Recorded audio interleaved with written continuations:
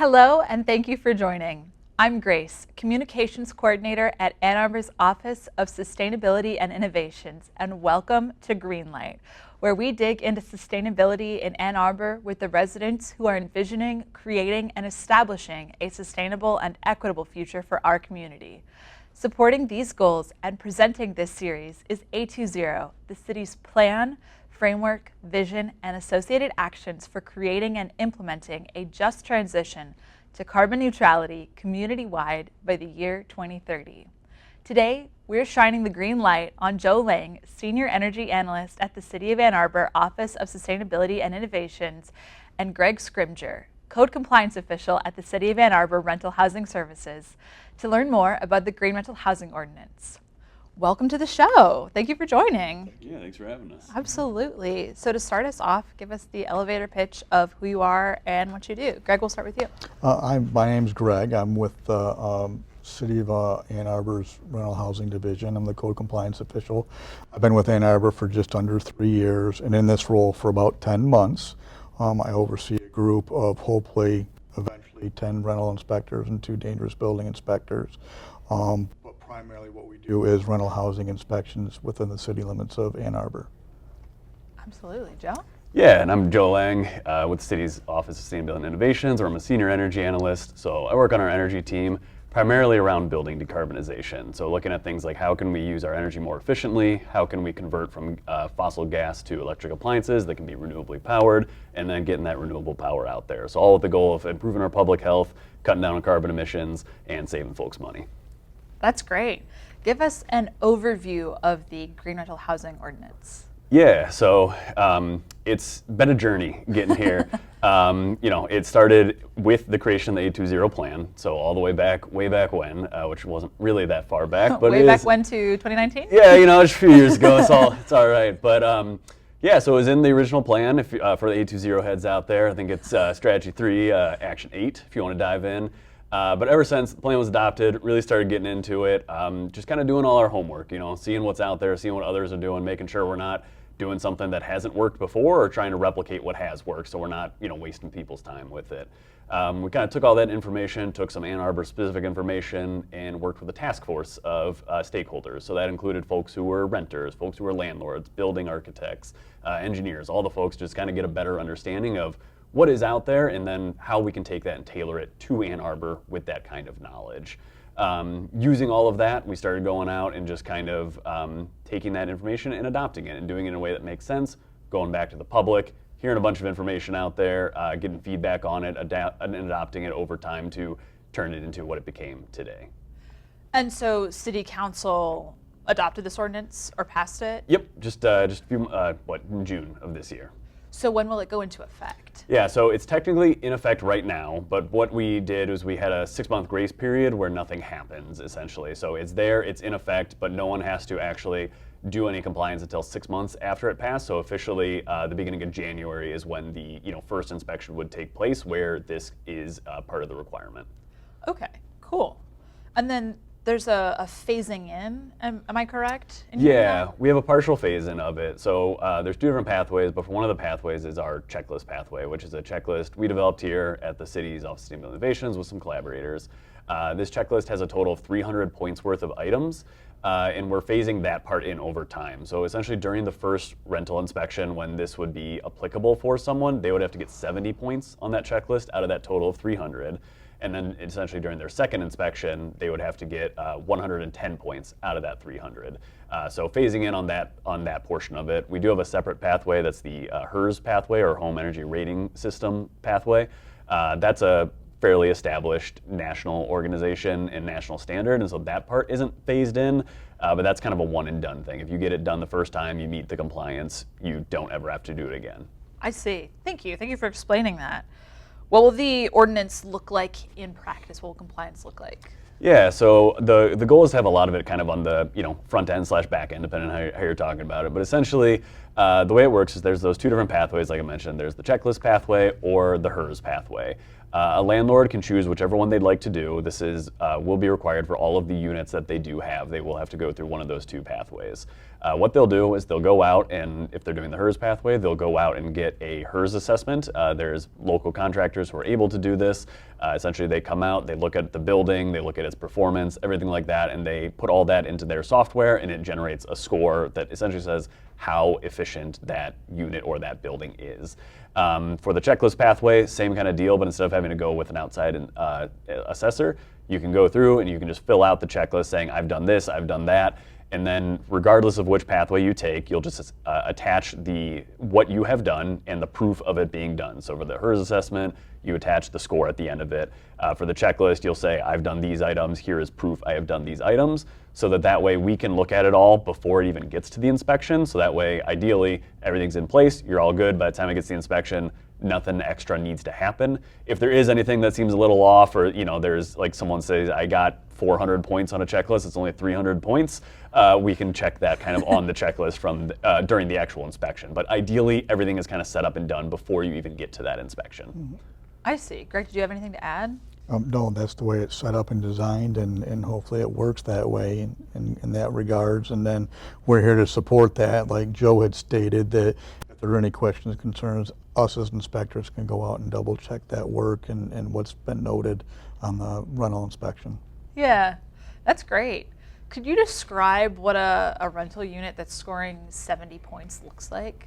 Yeah, it can look, I can and I can't, in the sense of there's so many different ways for it. One of the things that was really important to us with this program was to have flexibility built in, because we know that every building is different, every unit is different. We have some rentals that are a single family home that has 3 or 4 people in it, and then we have some high-rise buildings that have hundreds of people in them. And so there is a lot of flexibility, a lot of different paths to kind of go down. There's ways you can go where, things that are doing really well, especially as we talk about the building itself, we're talking, you got some good insulation in your walls, you got good insulation in the attic, you got some efficient appliances here and there. For some people, they've already done that. That's just how their building is, that's what it is. They don't have to do anything more than what they're already doing. Others might have to work towards that, and for some people, they might not be able to do that in year one.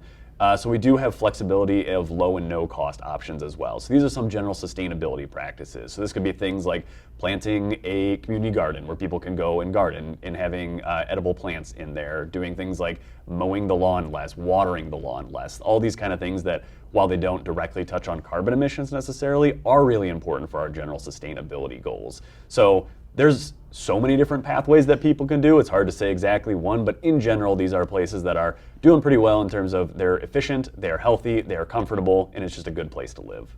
I understand. Thank you. And I think that kind of leads me to my next question, which is, what is the intention behind the ordinance? Yeah, the main goal is to establish kind of a minimum baseline of health, comfort, and energy efficiency. So tenants have a place to not just live in, but to really thrive in as we work towards our carbon neutrality goals.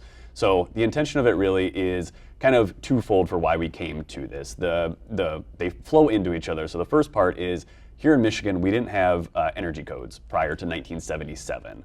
And the median age built of our rental properties is 1964.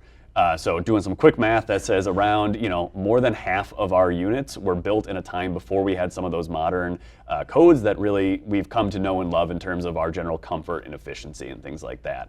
So some places have done updates over time, some places have been built since then and they're in a good spot, but there are some places who tend to fall behind a little bit, and so we're working to kind of improve those kind of, again, up to that minimum baseline.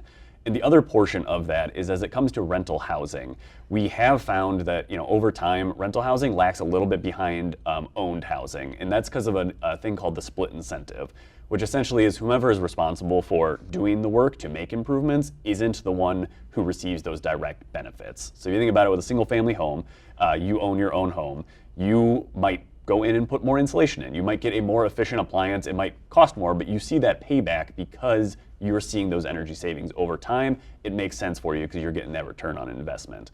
In the case of a rental situation, it's in a lot of cases, not all, but the landlord is the one who's responsible for the building. They're responsible for making those payments up front, but in many, the tenant is the one who pays the utility bills, so they see the energy savings while the landlord doesn't necessarily. There are ways that landlords can recoup that investment. You got happier tenants who are staying for longer, they're more comfortable, they don't want to move out, and so there are those benefits, but it's less kind of one-to-one, which leads to those improvements happening less over time. So that's why we wanted to have something like this to kind of, again, just set that minimum baseline of health, comfort, and energy efficiency so that we can help bring up some of those lower performers while acknowledging we have a lot that are already in a good spot. I see. That sheds a lot of light on that. Thank you for describing that. Gregg, tell us about your perspective of the experience with the ordinance from the rental housing side of things and how you think rentals will be impacted. I think it'll make as Joe had said, make the rentals more comfortable and people more incentivized to stay in those properties and within those dwelling units. I know that Joe and I have gone out to separate properties to HERS ratings, and we've also talked with individual owners and agents in regards to the upcoming program. I've talked to residents, I've talked to managers and such in regards to that and how to meet those requirements, what's on that list, and then give them information in order to be able to make contact with Joe. So I think it's a good initiative. That's great, thank you. Now, I'm curious, what does the day of an inspector look like? For a rental inspector, I think usually, let's say if we go on basic baseline, if they have maybe 6 inspections a day, we call those initial inspections. So if we go do single family homes, we'll go in and do single family homes. They're usually inspection slots of an hour. And then we go into those, we check for the structure, anything that's sanitary, insanitary, any of the electrical requirements, mechanical, plumbing, to make sure everything is meets a bare minimum code and maintains the health, safety, and welfare of the tenant within that dwelling unit. So what happens at that point in time, we usually start down in the basement, work our way up, go through all the fixtures and stuff like that, and then what happens is we generate a notice of violation and give the owner a certain amount of time to make those corrections, go back out and make the reinspection, and then if everything's done, then that rental gets put into compliance. I see. What kinds of conversations do you have while you're out doing an inspection? Well, anything to how things work or why they are the way they are, whether that's with the owner, the agent, even with separate tenants, being able to explain, kind of like educate and communicate why we do the things that we do, and how they should work, and how that factors into the ordinance, and how that factors into the going back to the health, safety, and welfare of them being within that dwelling unit or within that building. I see. What benefits is the ordinance expected to provide? Yeah, I think from our perspective, of course, our goal is always carbon neutrality, but this has a lot more benefits than just that, particularly for tenants who, while we'd love everyone to be thinking about that, there are things that are more pressing in people's day-to-day lives. And the one thing I'll just note up front is, again, for a lot of properties, they are in a good spot, so they might not necessarily see a benefit because they're already doing well. This is really for those who might not be quite at that minimum baseline yet. So for those who do, and they do need to kind of do some work here and there, there's a kind of a couple core benefits to it. The first is that it improves health of the people living in them, and that comes in a couple ways. The first is, as we think about things like potentially folks who have to air seal and add insulation, that both helps the indoor air quality because it prevents what's coming in from outside, and as we think about a lot of cars driving around, tailpipe emissions, all that coming in, or topically right now in the summer is getting a lot of that wildfire smoke from Canada and other places. Yeah. By doing good air sealing and insulation, that prevents those harmful particles in the air from getting inside, so it can really help there as well. Additionally, with good air sealing and insulation, it prevents moisture transfer, so it decreases the likelihood of mold, which is something we have seen come up in rentals and just houses in general. Absolutely. And so by cutting down on mold, always a good idea.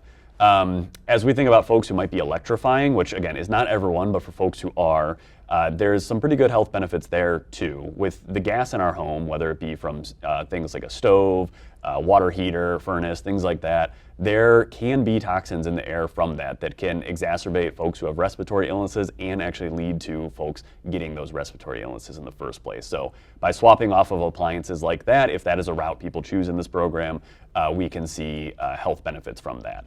The second is just increased comfort. This is fairly simple to understand in the sense of you're keeping the outdoor air out and you're keeping your indoor air in. So that means you're just, whatever you set your thermostat at, whatever your comfortable level is, I'm not here to judge what that is.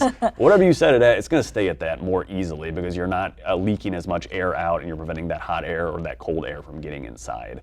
And then the third one that builds off of that is this can lead to lower utility costs. Again, if you're more efficient, you are using your appliances less. The biggest driver of our costs for things like gas and for things like electricity is our heating and cooling here in Michigan. And so if you're being more efficient just by having better, say, air sealing and insulation, again, you don't have to use your heating and cooling appliances as much. You don't have to work them as hard, so you're saving every month. Similar kind of deal, if you got more efficient appliances, you're using less electricity. If you have gas, you're using less gas. Just saves you money over time. And then all that coalesces into our broader, A20 goals of getting to carbon neutrality. This will help that as well. That's really cool. Thank you for describing that. How is the ordinance expected to impact renters and landlords? Yeah, I think to start off, what I think is fun about this in some ways is, in theory, renters won't actually notice it. Ideally, they're coming into a spot where the work's kind of been done on the back end and they don't even know that it has happened. It's something that's already there, but they are experiencing those benefits like we talked about. They're more comfortable, they're healthier, they're having lower utility bills than they otherwise would have had. They might not have that one-to-one comparison of they were the one who was there before and then the one who was there after the work was done, but they still see those benefits that are kind of happening. And again, it just makes it a better place for Ann Arbor for folks to live. For some of the landlords, again, some might see no impact. Some have done a great job over the years, and all they got to do is essentially say, yep, I've done all this work, I'm doing good. For those who, again, might be a little bit lower, they might have to do some things to kind of get up there. They might have to, again, we have no and low cost options that are on there that they can take advantage of, so they might do some of that early on. They could continue to do that if they'd like, and then kind of just think over time, next time they got to replace an appliance, they might replace it with something more efficient. They might replace it with a heat pump kind of as they go. Similarly, kind of thinking about budget cycles, and as they go, they might think about how we can fit insulation into that budget cycle and be able to do that over time. And as we can talk more about, there are resources that are out there that we can help with them, so we can see some of the kind of impacts for landlords is communicating with us so that we can help find and connect them to some different benefits that might be out there. Absolutely. Did you have anything to add? I think Joe had explained it pretty well. I think it comes back to making the environment more comfortable, I think healthier as well as more safe. Yeah, absolutely. Yeah. How will the city be supporting both landlords and renters through this process? Yeah, I think the general one is both Gregg and I here, we're here to talk. So if folks got questions and they got questions, we're here. We're happy to chat with anyone. But in a more programmatic way, we do have a couple different offerings that are out there. The first I'll note is already on our website, osi.a2gov.org/greenhousing. We have both a landlord and a renter resource hub. Both of these have a plethora of information that is out there as well as resources that folks can connect to. So starting with the landlord resource hub, we've broken it down into a couple different categories that are out there, which includes financial resources, educational resources, and some local resources. So the financial ones, whole bunch of opportunities that are out there. We have some rebates here from the city of Ann Arbor that are already available, our home energy rebates. Landlords have been taking advantage of them. They can continue to take advantage of them. And these cover things that are all throughout the checklist and would impact a HERS score, like adding insulation, getting a heat pump, getting an induction stove. All those things we have rebates for already. And there are also rebates out there from like our utility, DTE. They have rebates as well. These can all be combined. They can be stacked. There's also a whole bunch of other financial resources that are out there. Some simple to understand, some less simple to understand. So always check with whomever your financial person is as you're kind of going through them. But there's lots of things out there, and we're working to bring more online as well. We recently settled into a new franchise agreement with DTE on the gas side, and as part of that, one of the stipulations in there is they'll be bringing at least $500,000 for rental efficiency upgrades. And that is a minimum. If we do well in that area, we can continue to get more funding for that over time. Wow. So yeah, really exciting. There's a lot of dollars that are kind of out there and available right now. And there's also educational opportunities as well. There's resources we have on there that you can learn what you can do yourself. We have some information on there. In the checklist, for instance, there's a bunch of different items that say educate renters in this way. We have a document on there that has all of those different resources out there that you can just simply provide to the tenants. You're good to go. you get a free and easy, I think it's 22 points on the checklist from just doing that. Wow. So a lot of good opportunities there. And on the renter side, similarly, we have a renter resource hub. Similar kind of deal, whole bunch of things. We know that as a renter, we might not necessarily be able to impact the building itself, but we impact the operations of the building. So there's a bunch of tips and tricks on how you can be more efficient in your rental unit, how you can, comfortably set your thermostat in a way that's efficient, how you can do things like mess around with your blinds to be more efficient. All these little things that don't really have a cost to do, but things that you can do to have an impact. So those are some of the ways that we're really helping support both landlords and tenants during this transition, in addition to just anytime someone's got a question, feel free to reach out. Yeah, that's great. Did you have anything to add, Gregg? No, again, Joe says reach out, and that's the thing. We've already been answering questions. I've fielded phone calls and talked to people out in the general public in regard to the program and answer some questions that they may have.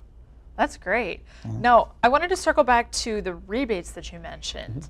I've heard that there's a lot of money available. Is this true? There's a lot of money out there. So yeah, essentially the City of Ann Arbor's rebates, we have home energy rebates. We have roughly a bucket. This year it's $1.9 million. That can be accessed by pretty much anyone. Primarily, they're kind of more towards the single-family housing style rentals, which we have a lot of, and it's definitely an area where we see sometimes the need for more help, so I'm really happy that we have these that folks can take advantage of. They come in at a couple different rates, so you can get pretty good dollars towards some of these projects across kind of different things. Again, landlords have taken advantage of them, they continue to take advantage of them, and we're looking at ways that we can potentially expand this so that more folks can take advantage of them in a higher sums potentially as we go. But they are available right now, and I really encourage people to check them out. At I don't remember the short link. I think a little birdie told me once it was osi.a2gov.org/rebates. Does that sound correct? That sounds lovely, and I encourage everyone to go type that in right now and see what's out there. Well, thank you, Joe, and thank you, Gregg. One last question for you. Is there anything else you wanted to share about green rental housing or energy efficiency in rental units before we go? I think the main thing is just it's taken a lot of work to get here. We've worked with a lot of folks. We've worked with folks in all sorts of different sectors. Again, we worked with landlords, we worked with tenants, we worked with engineers, we worked with all these different people to kind of get this here, and it was really important to us to do this in a way that is flexible and is accessible, and that's really a core tenet of the program itself. And so, if someone's looking at this, they're looking at, say, the checklist or the HERS assessment, and they're just terrified of it, there's a lot of flexibility in there, and we are so happy to work with folks through that because like we talked about, there's no one way to go through this. There's so many different options you can do, and we want to make sure that folks are aware of that, and we want to be here to help folks through that because it's going to have an impact, and it's going to create a better Ann Arbor for everyone, and we're really looking forward to helping people through that as we go. That's great. Thank you. Any final thoughts? No, I think we're at a point now where, like Joe says, I think communication is the key factor. If there's any questions or concerns, by all means, reach out and get those questions answered so people can move forward productively. Absolutely. Well, thank you both so much for joining and for sharing about green rental housing. I'm excited to see how it progresses and how it brings some life to Ann Arbor. Yeah, thanks for having us. Thanks for having us. Absolutely. You can learn more about the Green Rental Housing Ordinance at osi.a2gov.org/green rental housing and more about 820 by visiting a20.org. Have a question you want to ask to a sustainability expert in the City of Ann Arbor or a story you'd like to share? Let us know at sustainability@a2gov.org. This has been Greenlight. Thank you for joining us, and we'll see you again soon.